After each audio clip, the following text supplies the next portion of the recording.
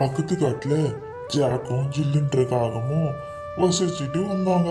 அந்த காகங்கள் திருட்டு வேலை செஞ்சுட்டு வந்ததால அங்க இருந்த பறவைகள் எல்லாம் இந்த ஜாக் காகத்தையும் ஜில் காகத்தையும் இந்த காட்டை விட்டே அடிச்சு விரட்டிட்டாங்க.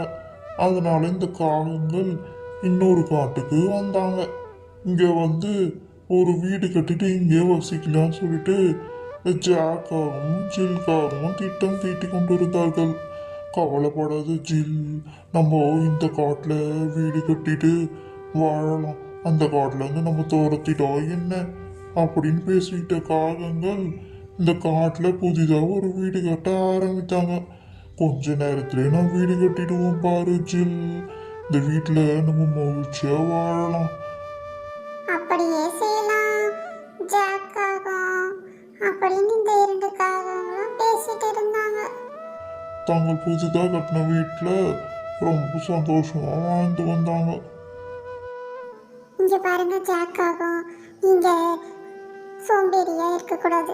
நீங்க வேலைக்கு போய் எனக்கு உணவு இது பண்ணி கொடுக்கணும், இல்லைனா நான் எங்க அம்மா வீட்டுக்கே போயிடுவேன் அப்படின்னு சொல்லிட்டு இந்த ஜில்காகவும் சொல்லிட்டு இருந்தது.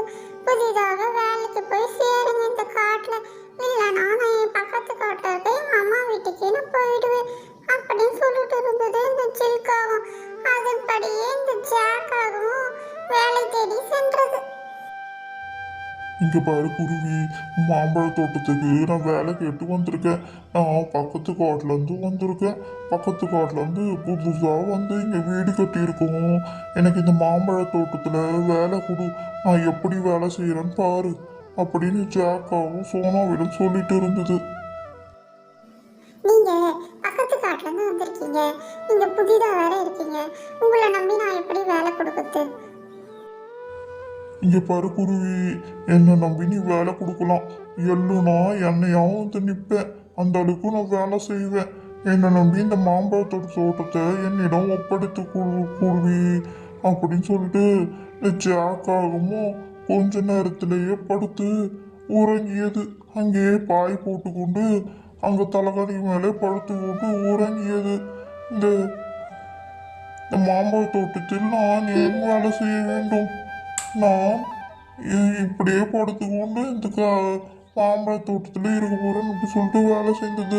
பின்பு கொஞ்சம் மாம்பழங்களை ஜில்காகத்திற்கு எடுத்து சென்றது இந்த ஜாக்காகும்.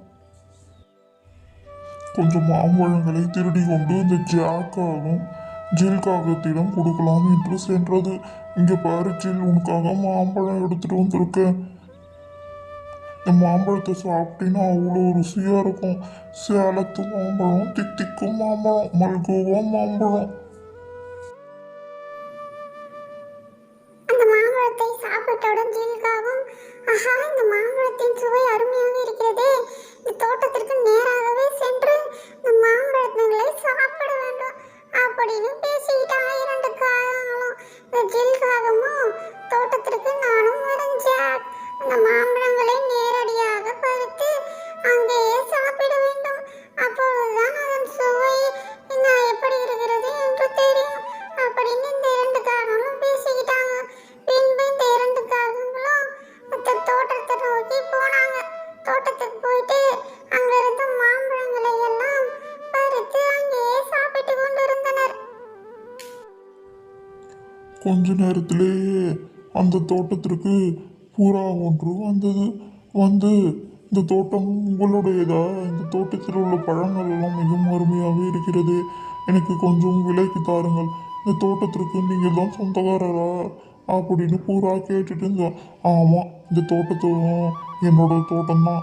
எவ்வளோ பெரிய தோட்டம் பற்றியா? இந்த தோட்டத்தை நான் தான் பராமரித்துட்டு வரேன். என்னை பார்த்தா முதலாளி மாதிரி உனக்கு தெரியலையா? இந்த தோட்டம் என்னுடைய தோட்டம். உனக்கு எவ்வளோ பழம் வேணும் கேளு, உனக்கு தரேன். எனக்கு 1 கிலோ பழம் கொடு காகமே அப்படின்னு புறா கேட்டதும் அந்த காகத்திற்கு 1 கிலோ மாம்பழத்தை கொடுத்தது இந்த ஜாக்காகும். இந்த சோனா குருவிக்கோ இந்த காகத்தின் மீது சந்தேகமாகவே இருந்தது. அதனால் இந்த காகம் என்னதான் செய்கிறது இந்த மாம்பழ தோட்டத்தில் என்று மறைந்திருந்து பார்த்து கொண்டிருந்தது இந்த சோனா. இந்த காகம் மாம்பழங்களை விற்று கொண்டிருப்பதை எப்படியோ கண்டுபிடித்து விட்டது இந்த சோனா. உடனே இந்த காகத்தை பிடித்து ஒரு காகங்களே, நீங்க தான் இந்த தோட்டத்திற்கு முதலாளியா? இந்த தோட்டத்தில் வேலை செய்து கொண்டு முதலாளி என்று பொய் சொல்கிறீர்களா? ஐயோ, என்னை மன்னித்து விடு புறா. நான் ஏதோ தெரியாமல் பொய் சொல்லிவிட்டேன். காசுக்கு ஆசை போட்டுக்கொண்டு அப்படி பொய் சொல்லிவிட்டேன் அப்படின்னு இந்த பறவைகள் எல்லாம் மாறி மாறி தாக்கி கொண்டனர்.